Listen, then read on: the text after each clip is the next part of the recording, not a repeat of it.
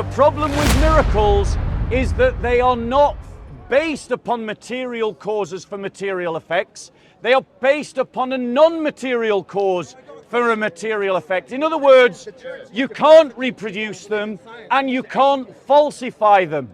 That also means that scientific inquiry is only strong when it talks about the material world. It is weak when it talks about miracles. And as for cognitive bias, the questioner himself demonstrates cognitive bias. Because he is assuming the norms of Western civilization that prioritizes the idea that all things should be subject to scientific inquiry, and that itself is a form of cognitive bias. There's nothing wrong with having a culture. There's nothing wrong with having an inheritance. The question is, what can guide us to life? And what Ridvan pointed out was that atheism didn't give us that.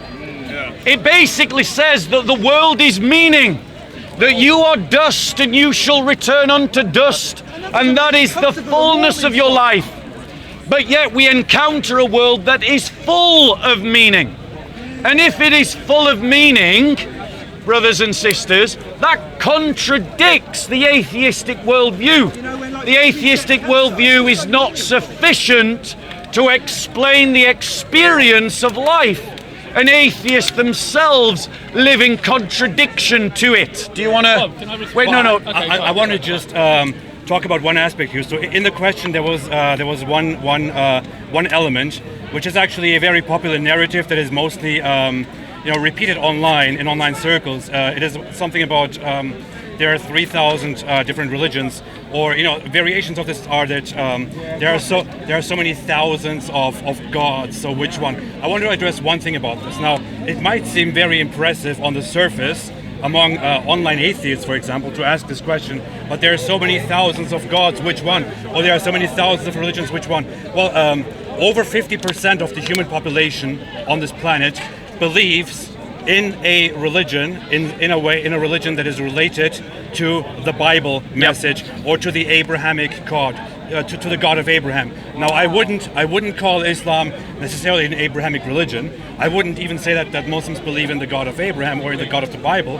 However, even Islam is in some way related to the God of the Bible, is in some way related to the Bible narrative, right? So the majority of the human population believes in something that is related to this. So it is kind of ludicrous and when you go outside of that, you only have very few religions that actually contest these religions in terms of the numbers. So if you want to compare, this God to those thousands of other gods, of which nobody even knows, in which nobody even believes. So it is a strange comparison to make, because one of them is obviously very relevant and very important in the history, in the narrative of faith, in the history of the world, and it could be inferred that there is a reason why this God that we are talking about is so important in the history of this world. It could be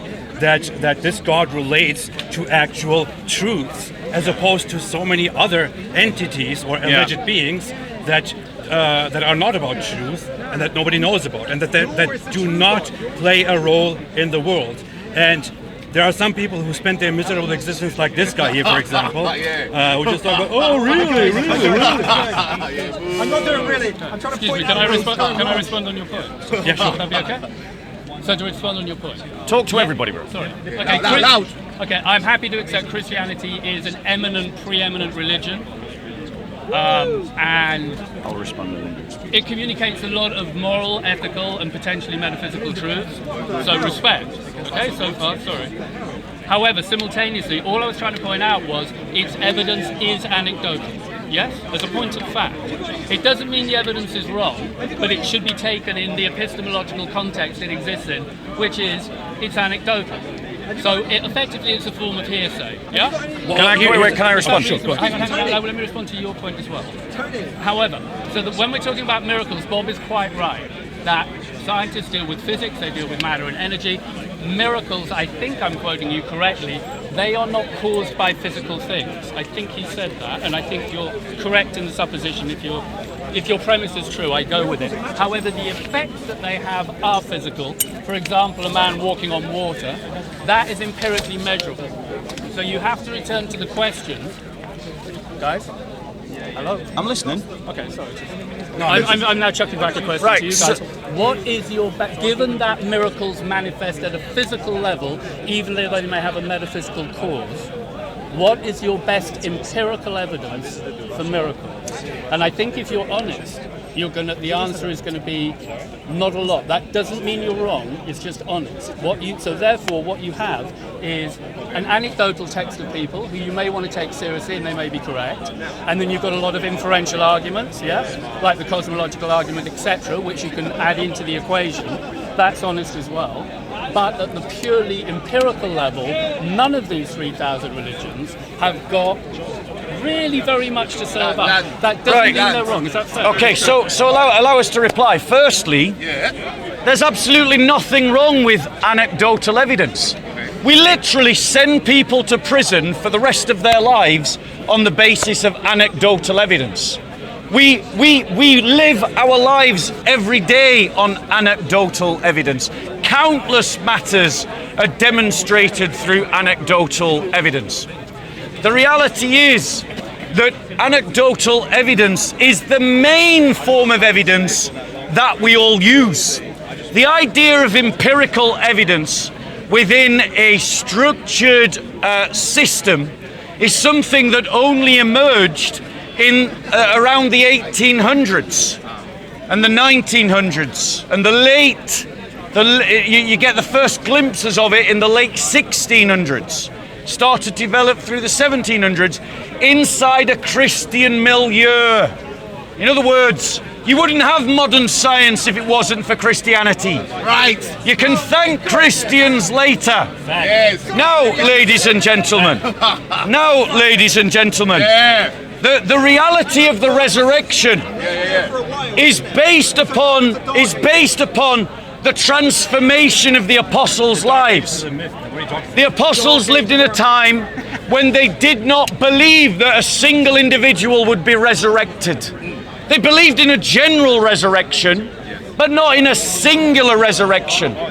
They believed that their Messiah was dead, crucified, and that, ladies and gentlemen, they were well prepared to deal with. They had cultural norms with which to deal with the idea of a murdered Messiah, of a murdered teacher.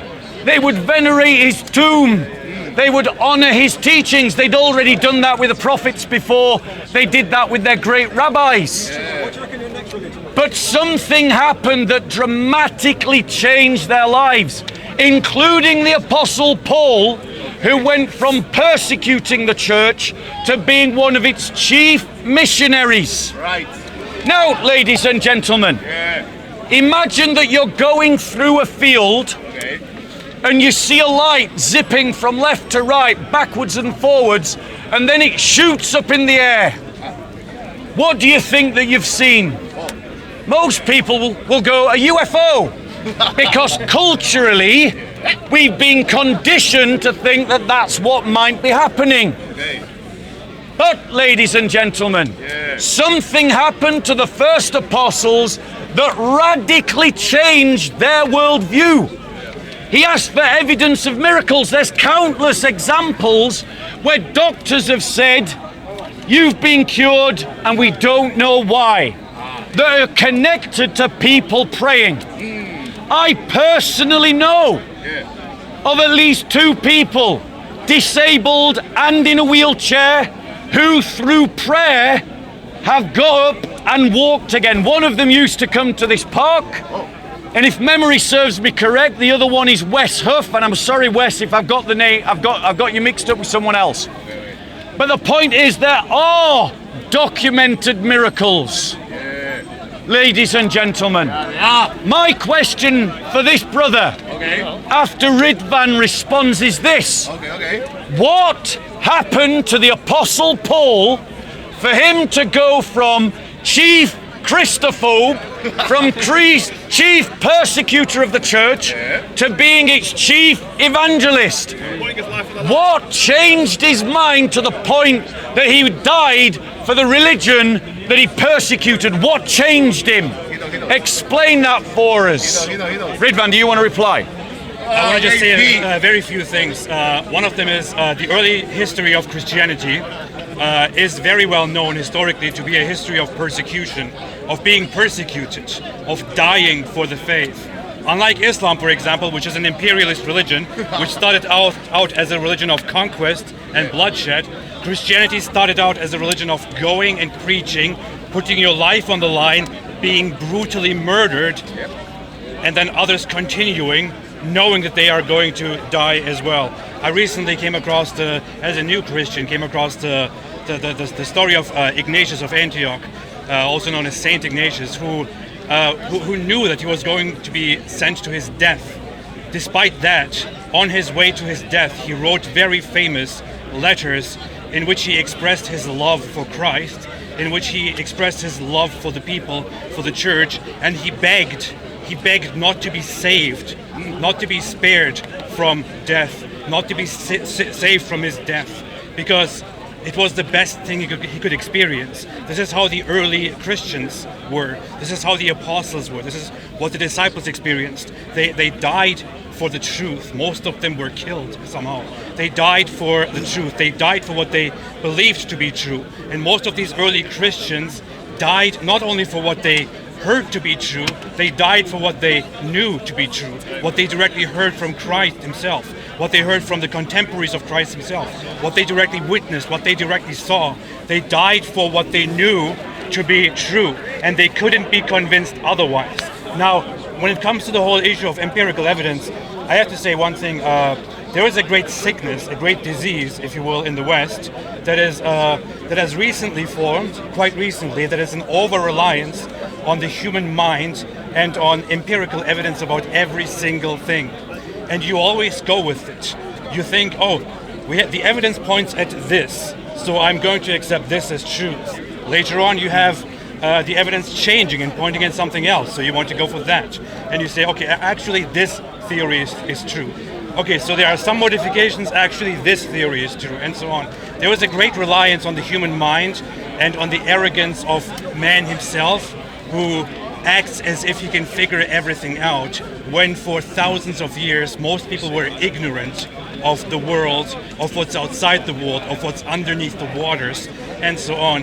I think the whole idea that you should assess these religious beliefs and religious statements and doctrines with empirical evidence, which is not what empirical evidence was actually developed for, I think that's a ridiculous idea. It is a very useless idea. It is an idea of arrogance, of narcissism, that is very popular in today's time. And that also, by the way, I want to point out, I spent lots of time in skepticism, in free thinking, in trying to figure out what is most definitely true, what I know to be most definitely true. It also leads to a very, very empty and dark world where people are left with very shallow lives and the pursuit of happiness at the expense of meaning, and a complete lack of togetherness, a complete lack of hope. I have, after a decade of wandering in darkness, found my way to Christianity, and I must say all the pain, all the suffering, and everything has been alleviated, taken away. I feel at comfort, and it is very... I can't tell myself that I need to go back and just follow my mind and just trust my intelligence and find real meaning. It didn't lead me anywhere. It doesn't lead these people anywhere. See, he's gone. So I wouldn't really rely in terms of religious beliefs on empirical evidence. And I've also found great meaning in following the Eastern way of the Eastern traditions of Christianity, where the reliance is more on mystery rather than on perfectly defining what God is, perfectly defining what Christianity is, perfectly defining on what the world is, rather relying on humility and on mystery and experiencing and enjoying and partaking in the beauty of the Christian faith. I find great hope and goodness in it. Do you want to reply? Well done, AP. Well done, AP. Well done. Can I reply? Can you reply? Yeah. Yeah. Go on, Tom. I think you should always start by areas of agreement. It's a good way to go forward. I agree with my friends here that I think religion, I think more generally, but their religion speaks to meaning and ethics and purpose. And a life lived which isn't cognizant of that transcendent element will be somewhat empty and fruitless. Yeah? So far we're on the same page. All right. I do think that then we've got the issue of empirical evidence to talk about, but we've got Bob's question. Bob's question to me, assuming the anecdotal evidence about St. Paul was correct, I'm happy to accept that he had a moment of ethical insight on the road to Damascus, where he realized he was being an oppressor, and he was inspired by the anecdotal evidence about the life of Christ he had, and the example of Christ's life to live a better life and turn around. Is that reasonable? Do you want me to reply? No, because I've got the third point to come to. You asked me one question, that's my answer. Okay. Yeah? If the anecdotal information about Paul is correct, then I'm happy to say that he had an ethical epiphany. Good for him, I applaud it, right? To return to the issue, though, of... You said that it was... No offence, but you implied that it was narcissistic simply to ask for empirical evidence. No, that's what I said. Okay, fine. I got the feeling you might... Now, I believe it can be, but my motive for asking is because I do believe, as it says in the Bible, the truth will set you free. I do believe I should pursue the truth, and I do think, although empirical evidence can't answer all questions, it can inform some questions, and it's beholden on me to interface with empirical evidence when I can. Yeah? Is that reasonable? Yeah, I would say that the point on narcissism and empirical evidence is not that that asking for evidence is narcissism. It is rather that relying on empirical evidence as the ultimate factor on what is truth I'm not making that claim. is in a way narcissistic. Trying to assess religious beliefs or religious claims based on the ultimate factor of empirical evidence, I would say, is a sort of reliance on narcissism, I would say. Right, guys, can I just wait. Can I both encourage you to talk to everyone because there are people trying to listen? Sorry. Right, but wait, he said something about. Have you finished your point? Sir? Yeah. You let him in. You let him in. You let him in. Yeah, but you let him in. Sorry. So you said that I believe the anecdotal evidence about Paul that he had a moral epiphany. I said if. But is that supported by the actual evidence that we have about Paul? That Paul had a moral epiphany, and that is what the anecdotal evidence says about him. On both of those points, the brother is wrong. He's just made it up. What? He's literally just invented it. Let's actually read about the conversion of Paul. In Acts chapter 9, this is the evidence about Paul's conversion.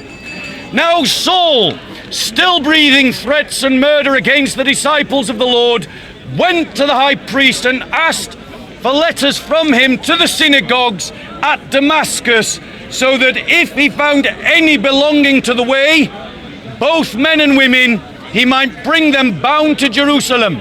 As he was traveling, it happened that he was approaching Damascus, and suddenly a light from heaven flashed around him, and he fell to the ground and heard a voice saying to him, Saul, Saul, why do you persecute me? And he said, who are you, Lord? And he said, I am Jesus whom you are persecuting, but get up and enter the city, and it will be told to you what you must do. The men who traveled with him stood speechless, hearing the voice, but seeing no one. Saul got up from the ground, and though his eyes were open, he could see nothing, and leading him by the hand, they brought him into Damascus. In other words, ladies and gentlemen, the anecdotal evidence about Paul is not that he had a moral epiphany. Just ignore him, just block him and ignore him. He didn't have a moral epiphany, ladies and gentlemen. Just ignore the trolls. If you're new here, ignore them. He didn't have a moral epiphany, ladies and gentlemen. He experienced a miracle. He experienced a miracle that transformed him from persecutor to evangelist. And so my question stands. What happened to Paul to make him change his mind? If you don't believe it was a miracle, what was it, and what is the evidence for your claim? Are you all right, Which Ridvan? I was trying to answer. Bob just did a very vocal and articulate version of the anecdotal evidence. Please bear in mind, this is the anecdotal evidence. Speak louder. Yes? Louder. Talk to the brother at the back. Talk to the brother at the back. That was a very vocal and articulate version of the anecdotal evidence, but as viewers, you've got to keep in your mind what you're hearing is anecdotal evidence. My initial point is about how you should contextualize that relative to other evidence which you're obligate to consider. Empirical evidence and inferential evidence. And evidence from your own soul and your own feeling and your own experience. You need to cross-reference all of this stuff, yeah? Now, thank you, I've got good shoes. All I said was, I think he had a moral epiphany. That doesn't mean it can't have been a divinely inspired moral epiphany, but I hope you concur with me that if someone's living a life where they're oppressing, torturing and killing people, and they have a moment of insight where they go, I think I should improve my behaviour, that is a moral upgrade. Divinely inspired or not, it's not a moral downgrade. So again, you're talking in generic terms. Did Paul hear a voice and see a light that blinded him? Okay, honest truth, because I believe the truth will set me free, and truth is the path to God. The honest truth is, I don't know. You don't know. He doesn't know. What does the evidence show? The evidence says, as I look at it, the anecdotal evidence says yes. There you go. So should we follow the evidence? Yes. Hang on. Should we follow the evidence? Okay. Yes. Yes, you should follow the evidence. So what does the evidence show? Following the evidence, can I answer? Following the evidence, as I just said, involves cross-referencing 4 elements of epistemology. Anecdotal, inferential, empirical, and intuitive. Yeah? I'm obliged to bring all of those to bear. When you have anecdotal evidence in that hierarchy, which generally speaking anecdotal evidence is pretty good, all right? For the most part in life, if everyone tells you there's a policeman over there, chances are there's a policeman over there, yeah? On the other hand, if people start telling you, oh, if everyone here tells me there's an elephant hiding behind that tree, yeah? I'd be stupid to ignore everyone telling me it. On the other hand, if I then go and look and do the empirical experiment and don't see an elephant, no matter how much anecdotal evidence has been thrown my way, the empirical evidence trumps the anecdotal evidence. Now, the stories that Bob, some of the miracles which are referred to in Christianity and other religions, if they're metaphysical claims, that's fine, but when they make it physically tangible and measurable, then you can ask for some kind of empirical feedback or evidence of it, and none is available. Not surprisingly, because if a miracle happened in the past, and maybe it did, you couldn't get empirical evidence of it right now. But let's just be clear. The empirical evidence, when it's in contradiction with the anecdotal evidence, is more powerful. That's all I'm saying. Can I reply? Right. Did you hear him produce any empirical evidence to disprove the resurrection? No. Not a thing. All he did is give you a lecture about general epistemology, not connected to the resurrection, not connected to Paul's experience. The point of the matter is, firstly, he accepts that anecdotal evidence is generally sufficient. And that's true. It is. If I said that there was an elephant hiding behind a tree, ladies and gentlemen, or walking on water behind a tree, and you had no evidence to the contrary, what would be your reason for denying it? Now, ladies and gentlemen, if I said that there was an elephant walking on water 1,000 years ago, you would have some kind of skepticism, because elephants don't normally walk on water. But if I said that because God exists, God allowed an elephant to walk on water, and we accept that God exists, then we have a good reason to be open to that possibility. We are talking about Paul, and the friend said he did not know what changed Paul's mind, even though the evidence says that it was an encounter with the risen Jesus. The encounter with the risen Jesus changed Paul's mind. Paul's changed mind is evidence to the resurrection. Amen. He must explain to us why Paul changed his mind, and he must evidence whatever he asserts, not obfuscate, not colour the water, not talk about something other than Paul. He must talk about Paul, and he must talk about the evidence for whatever he says about Paul. Because if we are going to go on the evidence, then the evidence is that Paul had an encounter with the risen Jesus, and that is what changed his mind. I offer to you that the only reasonable explanation as to why Paul went from chief persecutor to chief evangelist of the church was because he saw the risen Jesus. If you disagree with me, then tell me a better theory and then produce your evidence to back up your theory. May I? I also want to add one minor thing, which is, so when we speak of certain people a long time ago writing down that there was a man named Jesus who died on the cross and who was resurrected, we're not just talking about people saying this and we just sit here and blindly believe that this actually happened. It's not just a claim that we are attaching ourselves to. We have multiple factors that play into this. Multiple factors such as the character of the person who wrote this, the people who were involved in writing this, the character of Jesus himself, Jesus and the people that he himself chose, those people and what they did, how much they trusted each other, what they did for this conviction, what they did for this faith, the fact that they went out, the fact that they were persecuted, the fact that they were killed brutally and knowingly still continued and died one by one with this conviction and with the writings that we have, with the beauty of it. We accept that, the collective of it, as the truth. We don't just rely on one person or multiple people saying Jesus lived, was crucified, and was resurrected. We rely on much more than that. We have very good reason to believe that this is the truth. Okay. Can I respond? Yeah. But talk to the people at the back. Do them a favour. Bob, no one has your voice, okay? Sorry, they just don't. Try. I totally acknowledge that Christianity presents a very compelling and uplifting narrative, and it has a lot of virtue, okay? And I take your point that I'm not just saying anecdotal, it's only anecdotal evidence. You cross-reference it as you can. I'm just trying to be truthful and objective. When I say I don't know what happened to Paul, that is the honest answer. And if you look in your own hearts, and if you reflect in the mirror, you will realize you don't know either. You're guessing. I'm guessing. They may be completely right. I'm not negating the possibility that they hit the nail on the head, okay? But what I have some issue with is the level of certainty they bring to the assertion.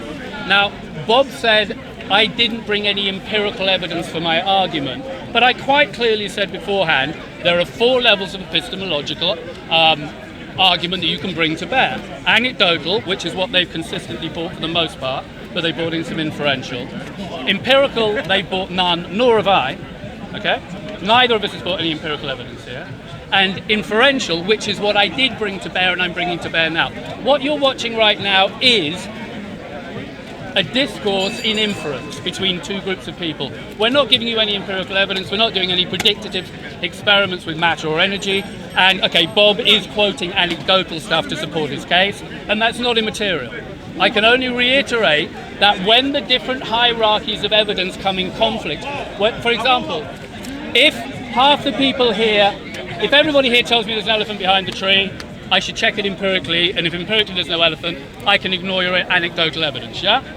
However, imagine half the people here tell me there's an elephant, half the people tell me there isn't. Without me even doing an empirical test, I can, through inference, know, well, half the people here are wrong, yeah? That's the power of the tool of inference. You don't need empirical data in order to run the mill on certain inevitable consequences, yeah? And that power, the tool of inference is very, very powerful, and it can even transcend empirical evidence, and I could give examples but we won't go there because the universe we live in cosmologically is very strange. So I'm not trying to shut down these guys' view, and I like their appeal to this. Apart from, I'm slightly mystified by the fact that you don't see Christianity, I think, as being ethically driven, whereas to me this is the heart of it. I find that strange. Okay, can I reply? Please. So, ladies and gentlemen, did you hear any evidence at all about Paul? Nothing. Nothing. Zero. But I don't know. He said he doesn't know, but what he's saying to you is that you shouldn't believe that Paul experienced a miracle. No, I didn't say that. I asked him a very simple question. Which was? What changed Paul's mind? And he said he doesn't know. Ladies and gentlemen, let's just be clear. Let's be clear. When it comes to claims about history, the brother doesn't know what constitutes empirical evidence. Because the book of Acts, as a historical document, does constitute empirical evidence in a historical discussion. And we are having an historical discussion, ladies and gentlemen. The reason why he doesn't want to wrestle with the evidence in Acts is because his agenda is to let's all talk about a blasé, grey, spiritual, ethical, let's all be one kind of spirituality. Kind of love each other. And he doesn't want to deal, and he doesn't want to deal, and he doesn't want to deal with the actual evidence presented in front of him. Let's be clear. Paul was an enemy of the church, and he radically changed his mind. Now, ladies and gentlemen, we've all had this experience, have we not? Put your hand up if you have radically changed your perspective on something because of some kind of experience. Right? And do we all agree that you do remember, that you are sure about the thing that changed your mind? So when Paul testifies that he changed his mind because he saw Jesus, doesn't that constitute evidence of the highest order? After all, ladies and gentlemen, if you were to explain why you changed your mind, and then someone said, well, I can't believe you because your testimony is anecdotal, would you think, oh yeah, you've got a point? Or would you just think, you're a clown? I know what I experienced. The reality is, he doesn't want to engage with the evidence because the evidence forces him to believe in a metaphysical truth that he doesn't want to believe in. And if he doesn't have to pin his belief to the resurrection, he can continue going on spreading spiritual goop about how we're all really one and we all really believe the same thing and all religions are really the same and it's all just about love. It's a horrible philosophy. Let him deal with the evidence in front of him and explain to us why Paul changed his mind. And if he says he does not know, then let him engage with the evidence. Paul's testimony about his own experience and Luke's testimony about Paul's experience, and the fact that every author about Paul agrees that he went from persecutor to evangelist in the church because of his experience of the risen Jesus. Do you want to say anything? Please say Let's take a break. Do you want to take a break? Right. I'm gonna keep talking to him for a bit. What did I tell you? Can I respond to you? Yeah. I have a question. Can you I gotta go. What? I'm going to have to go in a minute. Do you mind if I... Let him Do you mind if I reply. respond just while the Go on. question is going? While the question's in the mind. Bob, you don't have to be so fractious in our discussion. You know? I'm not tainting my comments on what you're saying with the slight and the way that you are with me. But that is your agenda. No, my agenda is, you've absolutely nailed it. My agenda is, I think that the Sermon on the Mount nails it. Love thy neighbour as thyself. Nice and simple. People's lives improve, they become more spiritual. So I'm not being and they follow fractious, I'm that. being truthful. Well, because what I think take that to be the heart of Christianity is. So I was not making a fractious statement. Then I was being truthful. That is your agenda. What? What you've just stated. Yeah, but where is that in any way? Because you're not in any way despicable or dishonest, or because you're not engaging. We're having a conversation about the Apostle Paul, and about you. Your question was about what is your evidence for Christianity being true. We're having. Hang on. Right. They're all over the place. Ishmael, he needs We're to be over having here. a discussion on a number of things. We're having a discussion on Paul. We're having a discussion on epistemology. And we're having a discussion on the relationship. The conversation between started about your saying, what is the evidence for Christianity's truth? I am using Paul as an example of evidence for the truth of the resurrection. Yeah. You need to engage with that comment. You need to engage with the evidence in Acts and not talk around it, not talk over it, not talk under it, and not talk about something else. You need to talk about what changed Paul's mind. Why did Paul go from being chief persecutor to chief evangelist of the church? I posit to you that Paul's changed mind is evidence of the resurrection. What answer did I give? You said you don't know. Correct. Right. I gave, follow me as viewers, I gave the honest answer. That's the best anybody can give. Okay? So far, I don't think anybody can attack me on that count. But then, you falsely spoke to about everybody saying that the rest of us can't know because you don't know. That's ego and that's pride. You're saying because you don't know, no one else can know. No, I would never say. You did say that. We've got it on camera. Okay, if you got it on camera, let me rephrase it. I didn't mean it quite that way. What I'm saying is we collectively and epistemologically should put the right level of credence to particular assertions together, all right? I'm saying I don't know, not because it's me, just reasonably the cross-referencing of evidence means I have some element of doubt, and that's healthy, reasonable doubt. That doesn't mean you're wrong. No, it just means you cannot reasonably be as certain as you present. Well, okay? hang on, one other thing first of all. You got people here to put their hands up. And how many people have had an experience that changed their lives? Again, to be clear, in my hippie, drippy way, if you've had an experience in Christianity which has improved your life, if you've had a road to Damascus experience, all power to you. So what was the road to Damascus experience? I don't know. I cannot be sure. So what, will you? I'll give you my best bet. I'll give you my best bet based on anecdotal evidence. Right, go on. What is your best bet based on anecdotal evidence? Based on the anecdotal Go on, what evidence. happened? I've already done this and it was on tape, but I'll go again.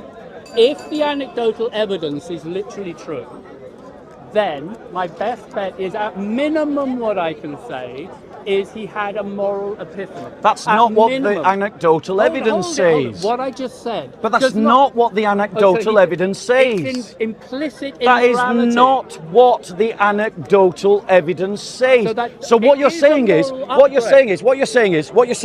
have a moral epiphany. So what you're saying is, Paul, the evidence about Paul, I'm going to reinterpret because I don't want to actually deal with what the actual evidence says. The actual anecdotal evidence of Paul himself is that he had an encounter with the risen Jesus. That is the anecdotal evidence. That is his first person testimony. And what you're trying to do, because you don't want to deal with that, I'm totally happy to you're trying to interpret it away and go, it isn't about a risen Jesus, it's about a moral epiphany. No, the anecdotal evidence shows that it is about the risen Jesus. Can I respond? I am not making a statement which contradicts the possibility that the anecdotal evidence is true. I am simply making an assertion which contextualizes it. I can't help but observe that whether it's true or not, he had a moral epiphany. So it should be something we can all agree on. Now, if that moral epiphany, if all the anecdotal evidence is accurate, then yeah, it happened literally by God, divine intervention, etc., and maybe it did.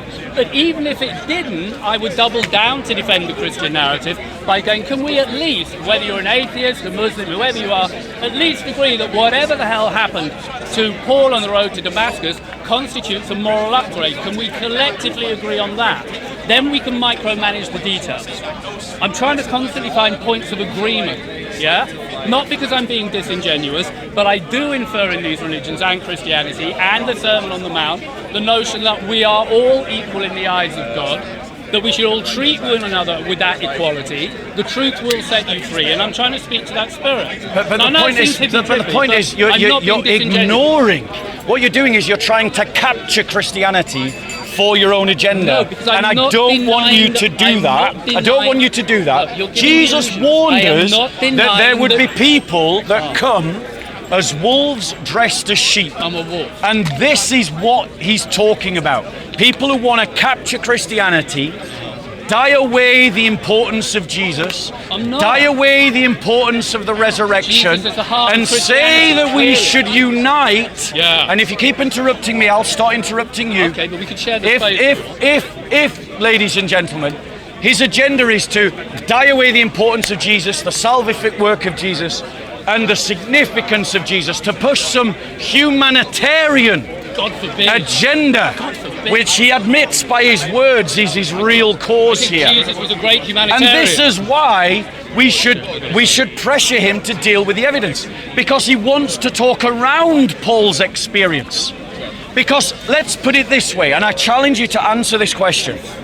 If Jesus Christ truly rose from the dead, then do you agree that the implication of that is that Christianity is true?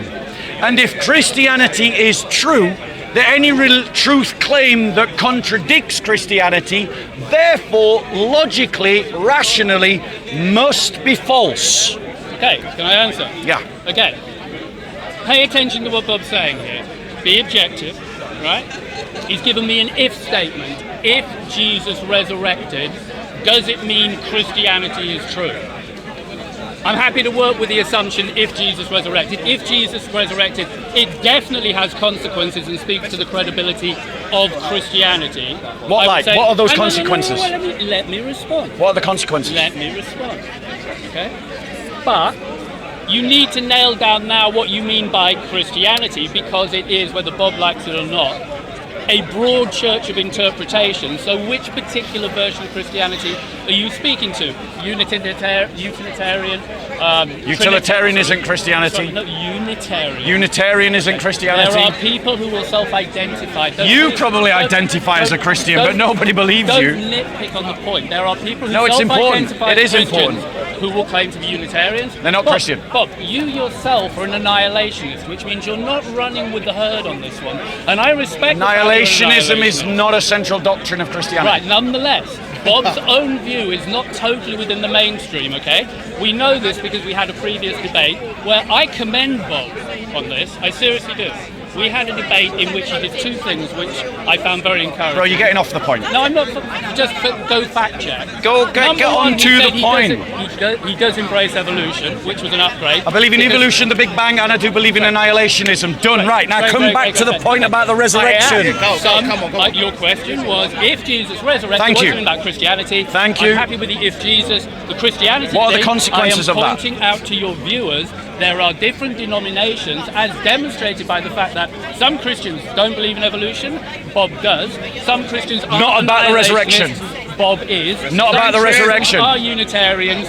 Some are Trinitarians. Unitarians are not about the resurrection. Some Christians don't believe in hell. Some Christians do.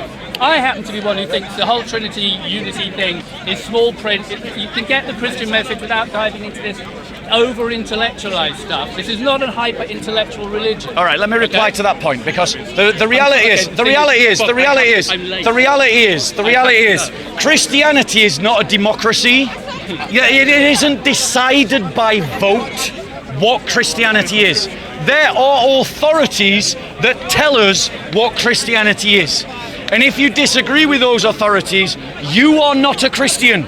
Unitarians, not Christian. Mormons, not Christians. Jehovah's Witnesses, not Christians. Arians, not Christians. Universalists, not Christians.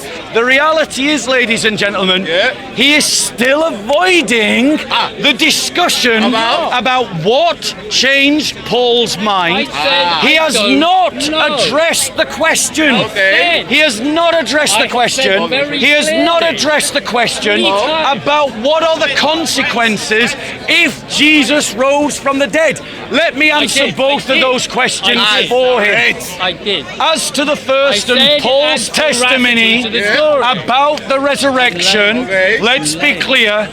If Paul's mind was changed because he encountered the risen Jesus, that is a powerful evidence for the resurrection that he has no explanation for. Nothing. And the reason why he can only say, I don't know, despite the evidence being clear as to what happened, is because he doesn't want to wrestle with the evidence. And the first obfuscation is connected to the agenda. Because he doesn't want to believe in a risen Jesus, because a risen Jesus proves Christianity true, proves Islam false, Hinduism false, Sikhism false, atheism false, Nazism false, communism false, rabbinic Judaism false, and his agenda is that he wants to bring them all together, and so he doesn't want to pin his flag to any particular metaphysical doctrine. But that's the reality that he's got to deal with. Bob, listen. I would love to I think that's a misrepresentation, but whatever. I would love to continue this discussion. I'm very late and I've genuinely got to go. No worries. If you care to continue another time. Next week, next time I'm in the park. Okay. Yeah.